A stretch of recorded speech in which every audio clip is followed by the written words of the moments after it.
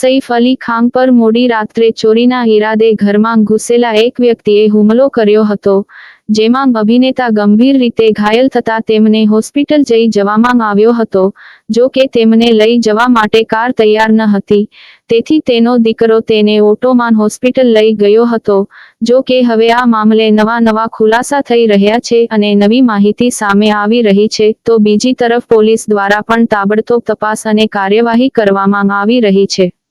જેમાં હવે એક નવી વાત સામે આવી છે કે આ ઘટનામાં ઘરનો સ્ટાફ જ સામેલ હોઈ શકે છે.